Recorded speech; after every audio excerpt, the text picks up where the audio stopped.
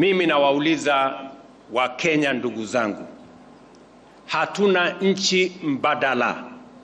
We do not have a spare country. This is our country. We must be patriots. We must defend our country. We must work for Kenya. Unajua watu wengi wakimuona mtu kama huyu Guru, mtu ametoa pesa zake, ameweka imani katika taifa letu la Kenya, huyu tunamkashifu. Lakini wale watu ambao hawachangii mahali popote, you know, sometimes when we have patriots, the people who believe in Kenya, who want to invest in our country, who want to help us build our nation, such people, we sabotage them and we profile them as enemies.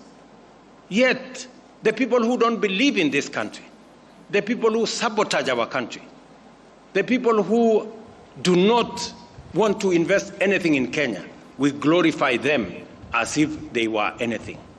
Niliona hata watu wengine wanajaribu ku glorify ati airport imesimamishwa. Sasa wale wamesimamisha ujenzi wa airport ni mashujaa. Mashujaa wakufanya kitu gani? Airport pale iko kwa runway. Airport inafuja, iko kwa tent. Nchi zingine wanajenga airport zao. Yetu hapa Kenya ni sijui ni aina gani. Alafu kuna watu wanaongea hapo, oh tumeshinda sana sasa tumesimamisha kujenga airport. What gain do you make, do you get when you stop the building of an airport in your country? Na huna mpango mbadala. You have no ideas of how to build any airport. You have no clue how it is going to build.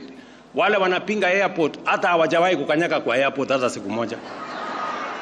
Sasa unapinga tu ukiwa anyway, lakini ndio hivyo. Lakini mimi nataka niwahakikishie airport mpya tutajenga. We are going to build a new airport in Kenya. We may have stopped Adani from doing it. I was confident that he was going to build our airport and he was going to do a good job.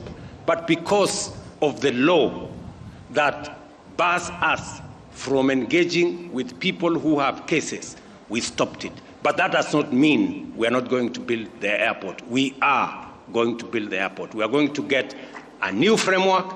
We are going to work with people who believe in this country to build a new airport for us, because that is how the future is going to look like. And we are going to do all the other things. The naysayers, the people who sabotage Kenya, the people who hate our country, the people who don't believe in Kenya will not succeed. We are going to change this country because we believe in it, and we are going to do it because that is the right thing to do. Kwa hivyo tutashirikiana pamoja, tutafanya kazi pamoja.